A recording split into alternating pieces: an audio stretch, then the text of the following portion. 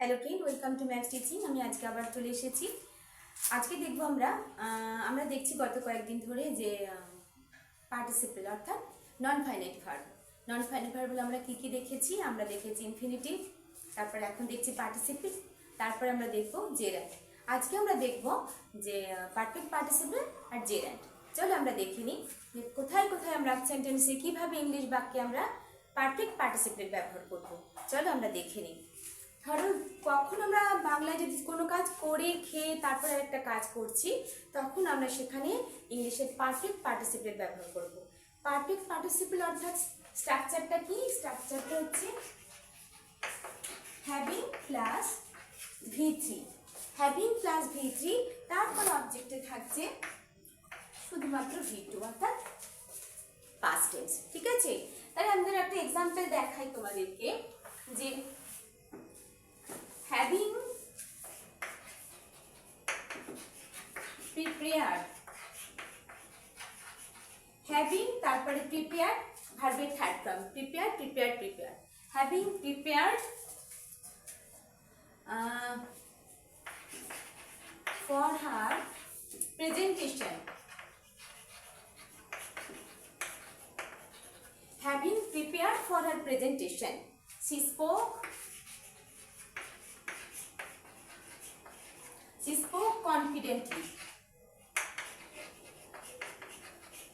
having prepared for her presentation, প্রেজেন্টেশনটা prepare করে অর্থাৎ তার প্রেজেন্টেশনের জন্য সম্পূর্ণ কমপ্লিটলি প্রিপেয়ার করে সি স্পোক কনফিডেন্টলি, সে খুব কনফিডেন্টলি কিছু বলেছিল। Having prepared for her presentation, বোঝাতে পারলাম হ্যাভিং প্রিপেয়ার করে, সম্পূর্ণভাবে প্রিপেয়ার করে তৈরি করে তার প্রেজেন্টেশনটা সে খুব সুন্দরভাবে কনফিডেন্টলি সে স্পিচ দিয়েছিল। Understood? Having prepared for her presentation she spoke confidently. বোঝাতে পারলাম? হ্যাভিং ভি3, তারপরে আমরা এখানে দেখলাম কি যখন অবজেক্টে ভার্বের সেকেন্ড ফর্ম অর্থাৎ পাস্ট ফর্ম। নেক্সট দেখো একটা দেখাই, having completed, having completed all work, having completed all work, he went to his home. Having completed all work, having completed all work, he went to his home. Understood? Having plus V3, having plus V3 ভার্বের third form. কি দেখেছি আমরা? কি দেখছি? Perfect participle. আমরা জানি perfect টেন্সে কিন্তু হ্যাভ হ্যাজ এর ব্যবহার হয়, দ্যাটস ওয়াই এখানেও আমরা কিন্তু হ্যাভ এর সাথে আইএনজি লাগিয়ে হ্যাভিং এর ব্যবহার করলাম। ঠিক আছে, having completed all work he went to his home. Next দেখো, having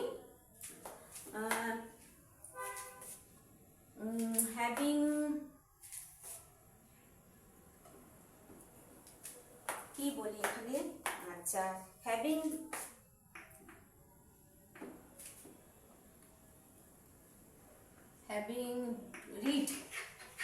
read the story book, having read the story book,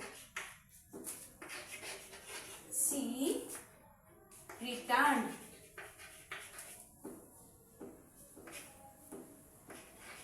her friend, she returned it her friend। ঠিক আছে, হ্যাভিং রিডের তিনটে ফর্মই একরকম, আমরা এটা জানি। Having read the story book he return it her friend, সে বইটাকে কমপ্লিট ভালোভাবে পড়ে সে তার বন্ধুকে বইটা রিটার্ন করে দিয়েছিল। তাহলে বোঝাতে পারছি যে কোথায় আমরা পারফেক্ট পার্টিসিপেল ব্যবহার করছি। প্রথমে আমরা হ্যাভিং এর লিঙ্ক ব্যবহার করছি, তারপর আমরা ভার্বের third form. Understood?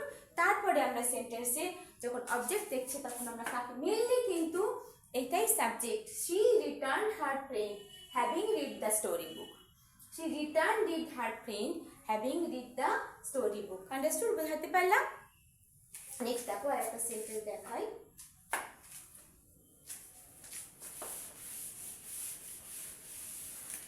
Having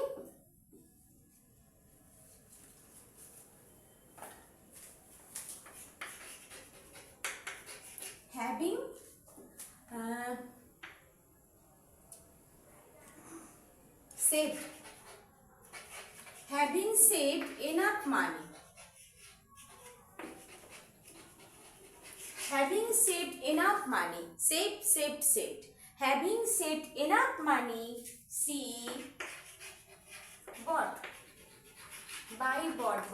She bought a big flat. প্রচুর মানি সেভ করে সে একটা বড় ফ্ল্যাট কিনেছিল। Understood? Having saved enough money she bought a big flat. Understood? তাই আমরা কোথায় পারফেক্ট পার্টিসিপেল ব্যবহার করছি? যখন কোনো কাজটা কমপ্লিট করে আরেকটা কাজ করেছি বা একটা কাজ করছি, তখন আমরা প্রথমে হ্যাভিং এর ব্যবহার করছি, তারপরে ভার্বের থার্ড ফর্ম। আন্ডারস্টুড? এরপরে যদি আমরা প্যাসিভে করি তাহলে আমরা তখন স্ট্রাকচারটা কি হয়ে যাবে? তখন স্ট্রাকচার হয়ে যাবে হ্যাভিং বিন প্লাস ভিচি। আন্ডারস্টুড? ঠিক আছে, এবার আমরা কি দেখবো? এবার আমরা দেখবো জেরান্ড এর ব্যবহার দেখবো। জেরান্ড এর ব্যবহারটা কি দেখবো আমরা? জেরান্ড হচ্ছে নন ফাইলিং ভার্বের আরেকটা ফর্মেশন, অর্থাৎ যখন আমরা ভার্বের সাথে আইএনজি লাগিয়ে, অর্থাৎ যে ফর্মটা আমরা প্রেজেন্ট কন্টিনিউয়াস টেন্সে দেখেছি, ভার্বের সঙ্গে আইএনজি লাগিয়ে, অর্থাৎ প্রেজেন্ট পার্টিসিপল ভার্বের সাথে আইএনজি লাগিয়ে, দেখো সেটা আমরা এখানে দেখছি কিসের কাজ করবে? সেখানে একটা নাউনের কাজ করবে। জেরান্ড অর্থাৎ যখন ভার্ব সেন্টেন্সের জায়গায়, একটা সেন্টেন্সের সাবজেক্টের জায়গায় বসছে এবং সেইখানে বসে সে যে মিনিংটা ক্রিয়েট করছে সেটা একটা নাউনের, অর্থাৎ সে নাউনের কাজ করছে। অর্থাৎ জেরান্ড আমরা কিভাবে দেখছি? ভার্বের সাথে আইএনজি লাগিয়ে, আমরা ভার্বের সাথে আইএনজি লাগিয়ে অনেকভাবে দেখলাম। এখানে আমরা কি দেখব? ভার্বের সাথে আইএনজি লাগিয়ে যখন সেটা সেন্টেন্সের সাবজেক্টের কাজ করছে, অর্থাৎ নাউনের কাজ করছে, তখন সেখানে আমরা সেটাকে কি বলছি? জেরান্ড বলছি। দেখে নাও, দেখো। অর্থাৎ যদি আমরা বলি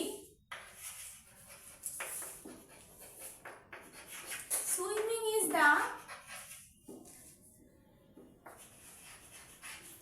best medicine for our heart. অর্থাৎ এখানে সুইমিংটা কি? সুইম ভার্ব, তার সাথে আমরা আইএনজি লাগালাম। Swimming is the best medicine. K best medicine? কোনটা বেস্ট মেডিসিন?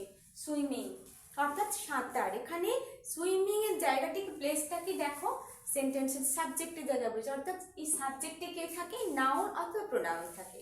তাহলে এখানে ভার্বের সাথে আইএনজি লাগিয়ে আমরা কি দেখছি? আমরা দেখেছি প্রেজেন্ট কন্টিনিউয়াস, আমরা দেখেছি প্রেজেন্ট পার্টিসিপল, আমরা দেখেছি।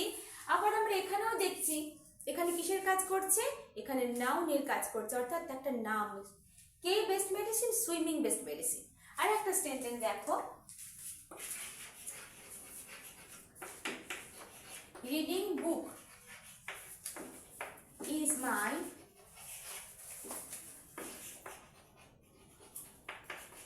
favorite hobby. Is my favorite hobby.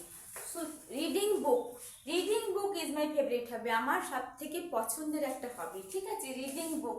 বা যদি আমরা লিখে থাকি, এখানে রিডটা কিন্তু verb plus reading book is, এখানে ভার্ব, অর্থাৎ এটা সেন্টেন্স, এটা সাবজেক্ট আর এটা ভার্ব। তাহলে আমরা কি বুঝতে পারলাম? এখানেও ভার্বের সাথে আমরা আইএনজি লাগিয়ে একটা সেন্টেন্স তৈরি করলাম, আর সেন্টেন্সের সাবজেক্টটাকে রিডিং। কে আমার ফেভারিট হবি? রিডিং। ঠিক আছে, ধরো রিডিং এর জায়গায় একটা রাম আমি লিখলাম বা শ্যাম আমি লিখলাম, তাহলে বুঝে নাও এই রিডিংটা যখন কোনো ওয়ার্ডটা যখন সেন্টেন্সের শুরুতে একটা সাবজেক্টের জায়গায় বসছে, তখন সেটা কিসের কাজ করছে? তখন সেটা নাউনের কাজ করছে। আশা করি তোমাদের বোঝাতে পারছি যে জেরান্ড কিন্তু খুব সহজ। তাহলে আরেকটা আমরা দেখে নিই, খুব সহজ আর খুব ইজি আর খুব কমন একটা সেন্টেন্স। দেখো, smoking is injurious for health. Smoking, smoke verb, তার সঙ্গে আইএনজি। স্মোকিং এটা verb. Smoking is injurious for health. খুব সহজে কিন্তু আমরা জেরান্ডকে, সব থেকে সহজভাবে জেরান্ডকে বোঝা যায়, শুধু একটা ভার্বের সাথে আইএনজি লাগাও, সেটা সেন্টেন্সের শুরুতে, অর্থাৎ সাবজেক্টের জায়গায়। স্মোকিং ইজ, আবার কিন্তু যদি আমি এটা বলি, she is like swimming. She is like swimming, সে সুইমিং করতে পছন্দ করে, ঠিক আছে, সি ইজ লাইক সুইমিং। এখানে কিন্তু সুইমিংটা প্রেজেন্ট কন্টিনিউয়াস টেন্সে হয়ে গেছে। দেখো এখানে আমি যদি বলি she is dancing, she is dancing gracefully,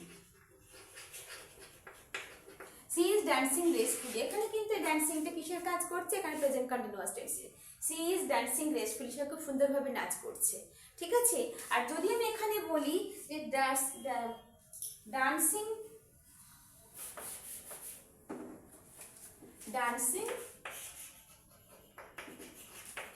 is the best medicine for our heart. Dancing কিন্তু একটা exercise, dancing is the best exercise for our body, dancing is the best medicine for our best exercise for our whole body। এখানে দেখো ডান্সটা কিন্তু কিসের কাজ করলো, এখানে ডান্সটা আমরা প্রেজেন্ট কন্টিনিউয়াস টেন্সে দেখলাম, ওখানেও কিন্তু ভার্বের সঙ্গে আইএনজি লাগিয়েছি, এখানেও ভার্বের সাথে আইএনজি লাগিয়েছি। তাহলে আমাদের বোঝাতে পারলাম যে যখন ভার্বের সাথে আইএনজি লাগিয়ে একটা ওয়ার্ড ভার্বের এই ফরমেশনটা সেন্টেন্সের শুরুতে অর্থাৎ সাবজেক্টের জায়গায় বসে সেটা নাউনের কাজ করছে, দ্যাট ইজ জেরান্ড। আন্ডারস্টুড, বোঝাতে পারলাম?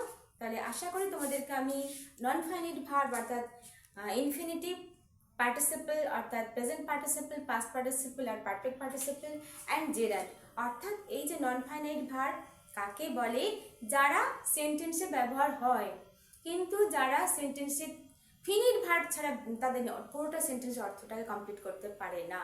কিন্তু অনেক রকমভাবে আমরা এই পার্টিসিপলকে বা জেরান্ডকে বা ইনফিনিটকে আমরা সেন্টেন্সে ব্যবহার করে একটা সেন্টেন্সের সৌন্দর্য বাড়াতে পারি। আর অবশ্যই কিন্তু তোমরা এটা প্র্যাকটিস করো। আর যারা ভিডিওটা দেখছো অবশ্যই যদি তোমাদের ভালো লাগে তারা একটা লাইক করো, কমেন্ট করো আর আমার এই চ্যানেলটাকে বাড়ি নিয়ে যেতে সাহায্য করো। Tata, by.